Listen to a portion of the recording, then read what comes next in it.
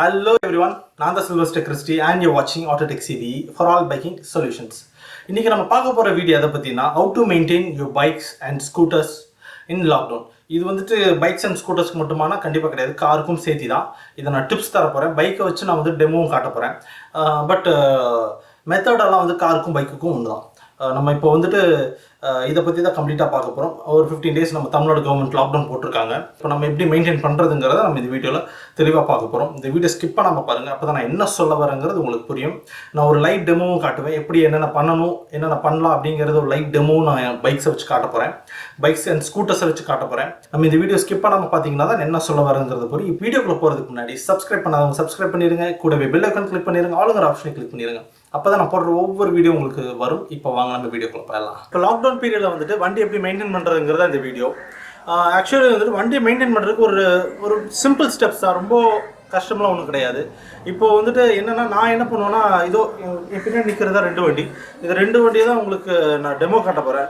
இது ஆக்சுவலி இந்த வண்டி வந்து நான் எடுக்கவே மாட்டேன். என்னோடய வண்டியை ஆஃப் பண்ணால் தான் நான் வண்டி எடுக்கிறேன். ரைடுக்கு மட்டும் தான் என் வண்டியை நான் எடுக்கிறேன். மற்றபடி எனக்கு ஓட்டுறக்கார வண்டி இருக்கிறனால இந்த வண்டியை நான் தொடர்றதே இல்லை.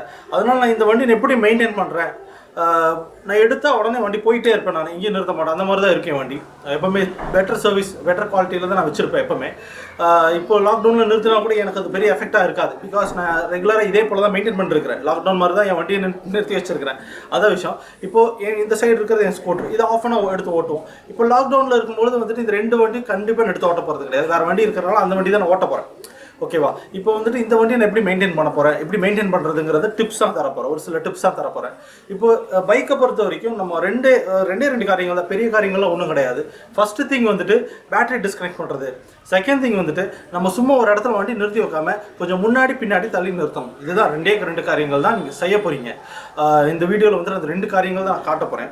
பேட்டரி டிஸ்கனெக்ட் பண்ணுறது நிறைய பேர்த்துக்கு தெரியும், நிறைய பேர்த்துக்கு தெரியாதவங்களுக்கு நான் சொல்கிறேன். இதை தெரியாதவங்க இதை தெரிஞ்சுக்கிட்டோம். கண்டிப்பாக இதை வந்து நிறைய பேருக்கு ஃபார்வர்ட் பண்ணுங்க, தெரியாதவங்களுக்கு தெரிஞ்சுக்கிட்டோம். அதாவது பைக்ஸை பொறுத்த வரைக்கும் 2 பிளேஸில் தான் வந்துட்டு பேட்டரி இருக்கும். ஒன்று சீட்டு கீழே, 2வது வந்துட்டு சைட் டோரில் கொடுத்துருப்பாங்க. சைட் டோர் கட்டினீங்கன்னா அங்கே கொடுத்துருப்பாங்க பேட்டரி. 2 இடம் தான். இதே ஸ்கூட்டரை எடுத்துட்டோம்னா மொத்தம் 3 இடத்துல வந்துட்டு பேட்டரி வரும்.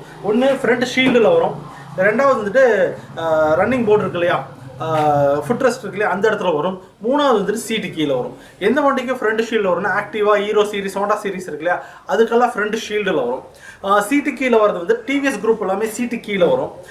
இந்த ஆக்சிஸ் சுசுகி குரூப்லாம் என்ன பண்ணால் ஃபுட் ரெஸ்ட் ரன்னிங் போர்டு இருக்கு இல்லையா, அங்கே வரும். இது இந்த சீரீஸில் தான் நம்ம இப்போ பட போகிறோம். நம்ம இப்போ என்கிட்ட வந்து சுசுகியெல்லாம் இல்லை. அப்புறம் எமகா விட்டுட்டேன். எமகாவும் ஃப்ரண்ட் ஷீல்டில் தான் வரும் ஸ்கூட்டர்ஸ். ஓகேங்களா? பைக்கை பொறுத்த வரைக்கும் சீட்டு கீழே இல்லை சைட் டோரில் 2 இடம் தான். வேற எங்கேயும் வரதுக்கு வாய்ப்பு இல்லை. கேடிஎம்மில் மட்டும் தான், KTM 200 RS இருக்கு இல்லையா, அதில் மட்டும் தான் என்ன பண்ணியிருப்பாங்கன்னா ஃப்ரண்ட் அந்த டேங்கோட ஃப்ரண்ட் பார்ட் இருக்கு பாருங்கள், ஹேண்டில் பார் கீழே அங்கே கொடுத்துருப்பாங்க. இந்த 3 இடத்துல தான் பைக் கொடுத்துருப்பாங்க. எல்லாமே பைக்கை பொறுத்த வரைக்கும் நீங்கள் ஈஸியாக கழட்டிக்கலாம். இந்த ஸ்கூட்டரை பொறுத்த வரைக்கும் தான் கொஞ்சம் கஷ்டம். இப்போ நான் ஃபஸ்ட்டு என்னோட பைக்கை வந்துட்டு நான் கழட்டி எப்படி பேட்டரி டிஸ்கனெக்ட் பண்ணுறதுங்கிறது உங்களுக்கு நான் காட்டுறேன்.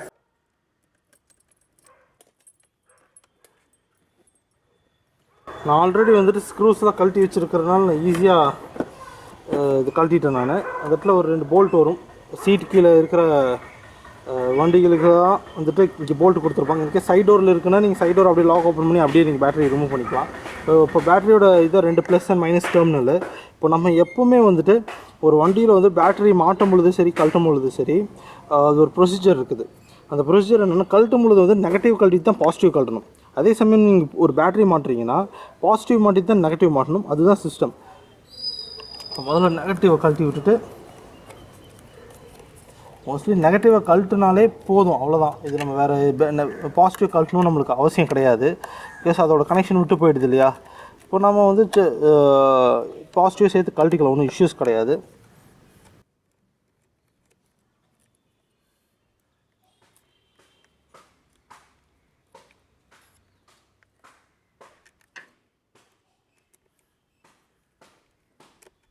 இப்போ வந்துட்டு நான் பைக் உங்களுக்கு காட்டிட்டேன். பைக் ரொம்ப சிம்பிள் தான். பட் ஸ்கூட்டரையும் நான் உங்களுக்கு காட்டினா தானே உங்களுக்கு அது ஈஸியாக இருக்கும். இப்போ இங்கே ஒரு ஸ்க்ரூ இருக்குது, இந்த இடத்துல ஒரு ஸ்க்ரூ இருக்குது. அது ஹெட்லைட் கீழே ஒரு 2 ஸ்க்ரூ வரும். ப்ளஸ் வந்துட்டு இந்த வண்டிக்கு வந்துட்டு இங்கே ஃப்ரண்ட்டில் ஒரு ஸ்க்ரூன்னு வரும், இந்த இடத்துல ஒரு ஸ்க்ரூன்னு வரும். ஆக்டிவாக்கில் என்ன பண்ணணும்னா, ஆக்டிவாக்கு எங்கே வரும்னா இந்த இடத்துல ஒரு ஸ்க்ரூ வரும். இந்த இடத்துல ஃபுல்லாக ஃபைபராக இருக்கனால இந்த வண்டியில் கிடையாது. ஆக்டிவாவில் பார்த்தீங்கன்னா இந்த இடத்துல ரப்பராக இருக்கும். ரப்பரை தூக்குனிங்கன்னா அந்த இடத்துல ஸ்க்ரூ கொடுத்துருப்பாங்க. இந்த 2 இடத்துல ஸ்க்ரூ கொடுத்துருப்பாங்க. நான் ஆல்ரெடி இந்த ஸ்க்ரூ கழட்டி வச்சுட்டேன், அதனால் இந்த 2 ஸ்க்ரூ முன்னே நான் கழட்டுறேன்.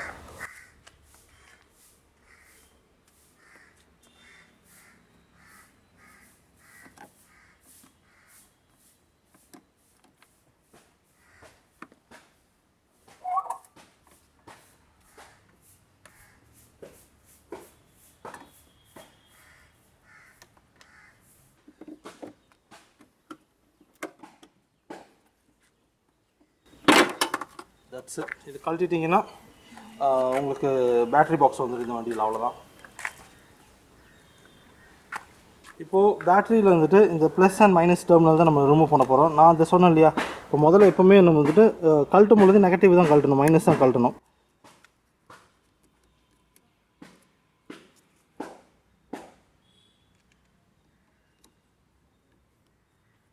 தென் நம்ம பாசிட்டிவ் கழட்டாட்டி கூட ஒன்றும் பிரச்சனை கிடையாது, நம்ம கழட்டி விட்டுருவோம்.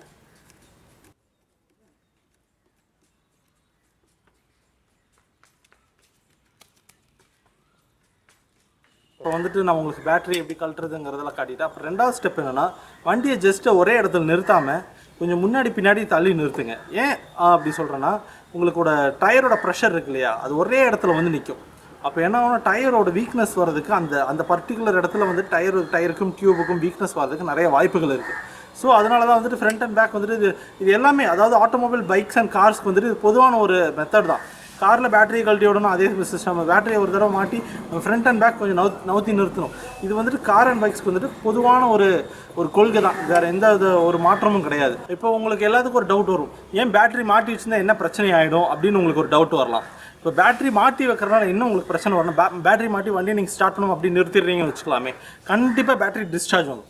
இப்போ முதல்ல வந்துட்டு உங்களுக்கு ஆசிட் பேட்டரி இருந்தது, இப்போ வந்துட்டு இதுவும் ஒரு டைப் ஆஃப் ஆசிட் பேட்டரி தான். பட் இந்த டைப் வந்துட்டு இது வந்துட்டு மெயின்டெனன்ஸ் ஃப்ரீன்னு சொல்லுவோம் இந்த பேட்டரியை. பட் இந்த பேட்டரியில் என்ன பிரச்சனைனா, உங்களுக்கு அப்படியே நீங்கள் ஸ்டாக்னெட்டாக ஒரு வண்டியை நிறுத்திட்டீங்கன்னா, ஒரு 10-20 நாளுக்கு நிறுத்திட்டிங்கன்னா பேட்டரி சுத்தமாக ட்ரெயின் ஆகிடும். இப்போ இன்கேஸ் பேட்டரி ட்ரெயின் ஆகிடுது அப்படின்னா, உங்களுக்கு வந்துட்டு இப்போ எல்லாமே வந்து பேட்டரி டிபெண்டன்ட் பைக் தான். பேட்டரி இருந்தால் தான் வண்டி ஸ்டார்ட்டே ஆகும், அப்படி வந்து டிசைன் பண்ணிட்டாங்க.